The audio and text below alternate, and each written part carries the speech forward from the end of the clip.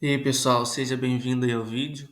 Meu nome é Vitor, sou aluno do terceiro semestre da Faculdade de Apucarana da FAP e hoje eu vim aqui explicar como funciona a internet, desde o que acontece quando a gente digita no site do navegador até como ela é formada, passando por dispositivos, redes locais e chegando até o backbone.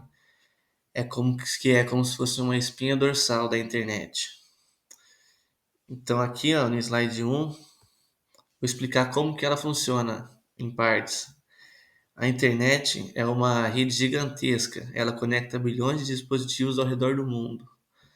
Permite troca de informações entre computador, celular, servidores e vários outros dispositivos. Ela funciona por meio de conjunto de regras chamado Protocolo TCP ou IP, que organiza como os dados são enviados e recebidos. Quando você acessa um site, na verdade, você está enviando e recebendo pacotes de dados, que é meio que a comunicação da internet. E são pequenos pedaços de informações.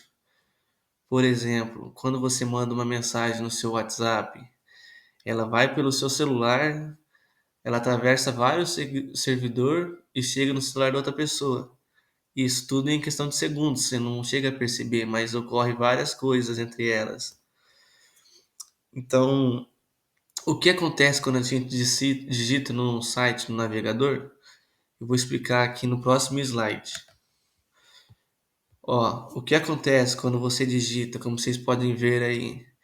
Primeiro, o navegador precisa saber qual endereço IP que você está digitando, fazendo essa navegação desse site, porque na internet os computadores eles se comunicam por números e não por nome. O DNS, como é que você pode ir? Você digita e vem o DNS. O que é o DNS? É como uma agenda de contatos. Ele pega o nome do site e te dá o número do IP correspondente. Você vai digitar o endereço do navegador, o navegador ele vai consultar um DNS e abrir o IP do site. Como IP, ele manda uma solicitação ao servidor do site. O servidor vai responder, vai enviar os seus dados que você está usando na página e você vai conseguir acessar a página. Então é como se você quisesse às vezes ligar para alguém, mas só soubesse o nome. Aí o DNS ele vai te dar o número e vai fazer ligação. Ele te conecta sem que você percebe a página a outra.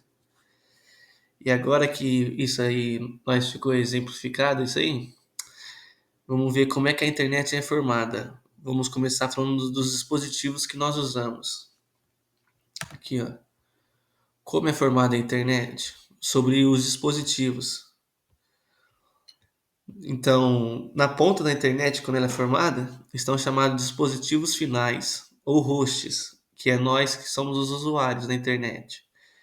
São os computadores, notebooks, celulares, tablets, smart TVs, videogames, e tem geladeiras inteligentes. Hoje em dia, muitas coisas são os dispositivos, os usuários finais dos dispositivos. E esses dispositivos, ele fica responsável por enviar e receber os dados. Cada dispositivo, ao se conectar à internet, recebe o endereço IP, que ele pode ser um endereço fixo ou endereço dinâmico, e é identificado na rede. Esses dispositivos se conectam primeiro às redes menores, que são as redes locais, que é o que eu vou explicar agora no próximo slide.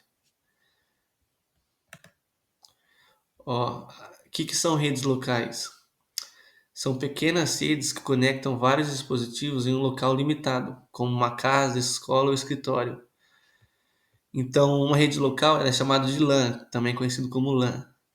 É a que nós temos na nossa casa, entendeu? Ela vai conectar os dispositivos dentro de um espaço físico limitado, mas como sua casa, onde o Wi-Fi vai conectar seu celular, seu notebook, TV e assim por diante, que vai usar o Wi-Fi. Quais são os principais componentes de uma LAN?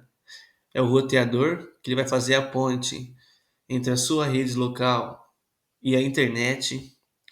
Switch, que acontece em empresas, que vai conectar vários dispositivos dentro da LAN. o modem que vai conectar a sua casa a um provedor de internet. Como é que funciona isso aí? Dentro da LAN, que são as redes locais, os dispositivos se comunicam entre si rapidamente. Quando precisam acessar algo na internet, essa conexão vai até o provedor e depois sai para a rede mundial, onde todos podem ver. Agora que ficou um pouco explicada essa parte da LAN, vamos falar o restante, como é que se conectam, como é que elas se ligam com o restante do mundo, por meio do backbone da internet. Como eu falei, que é como se fosse a espinha dorsal, certo? Que são conhecidos também como espinha dorsal da internet. É ele que faz conexões de longas distâncias, que liga a internet a diferentes países, continentes, a grandes empresas e provedores. O que é que compõe esse backbone? São cabos de fibra óptica de muita capacidade, tanto terrestre quanto submarinos. Também compõem os seus, também tem satélites, roteadores de altíssimo desempenho e data centers gigantescos. E como é que funciona essa fibra óptica que compõe o backbone? Ela transmite dados na forma da luz, permitindo velocidade muito alta e baixíssima perda de dados, mesmo percorrendo distâncias enormes, como outro continente, outro país, ela consegue se manter rápida e eficaz. Por exemplo, quando você acessa um site que é hospedado em outro país, a sua solicitação sai da sua casa, passa pelo seu provedor local, passa por rede regional e então chega ao backbone. E esse backbone ele pode atravessar oceanos por meio dos cabos submarinos, que são uma verdadeira obra da engenharia. E uma curiosidade sobre esses cabos é que hoje no mundo contém cerca de 50 cabos submarinos ativos. E se juntar todos eles, soma cerca de 1,3 milhões de quilômetros, o que é suficiente para dar mais de 30 voltas na Terra. Então você imagina tanto que não tem desses cabos, como que é incrível a engenharia. E quem é que controla esse backbone?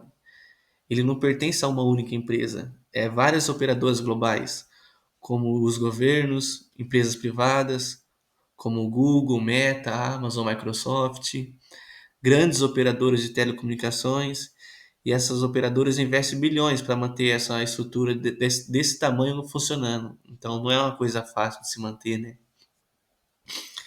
E quais são os pontos de troca de tráfego do backbone? Eles são locais onde várias redes e provedores se conectam para trocar dados entre si, que reduz o custo e melhora a velocidade. E esses pontos é fundamental para que nós tenhamos uma internet rápida e eficiente, mesmo percorrendo longas distâncias. E sem esse backbone, não seria possível assistir vídeos internacionais, chamadas internacionais, ou acessar algum site que é um servidor distante do local que você está, entendeu? Então, é por isso que ele é conhecido como a espinha dorsal da internet, que ele faz acontecer mesmo. E agora que vocês entenderam um pouco mais sobre como a internet funciona, você pode perceber que ela não é a internet, o que é um Wi-Fi, é 4G, é muito mais que isso. Por trás, às vezes, de uma pesquisa no Google ou no YouTube, existe toda uma infraestrutura por trás que a gente nem imagina, às vezes, parece ser tão simples, mas é muito complexo. Para que tudo isso aconteça em questão de segundos para nós. A cada clique que você dá, ele percorre um caminho incrível. Ele sai do seu dispositivo, passa pela sua rede local, sobe para alguma rede maior, cruza a cidade ou até mesmo o estado, o país. Muitas vezes passa por cabos que estão no fundo do oceano, que às vezes a gente nem imaginaria que isso poderia acontecer, até chegar a informação que você pediu ao servidor. E tudo isso é em segundos, mesmo que é muita coisa acontecendo, é em fração de segundos, que a gente nem para pensar. Então, hoje é dito que a internet é uma das maiores conquistas que o ser humano já obteve, porque além de conectar pessoas, empresas, permite esse acesso à cultura, diferentes culturas, conhecimento, de forma global, que muda a maneira hoje em dia como a gente vive, trabalha e se comunica, querendo ou não. E se às vezes você fica curioso para saber um pouco mais a fundo de algum desses temas, do backbone, da LAN, que é a rede local da internet, os dispositivos, que são usuários finais, como nós, notebook, que nós usamos em casa. Tem vários outros documentários e sites que pode se aprofundar ainda mais para você ter uma ideia de como é feito esses data centers na internet, como é feita toda essa segurança, como que é instalado esses cabos submarinos. Mas, por enquanto, pelo hoje, essa explicação eu acho que é o suficiente. Muito obrigado quem acompanhou até aqui e é nóis.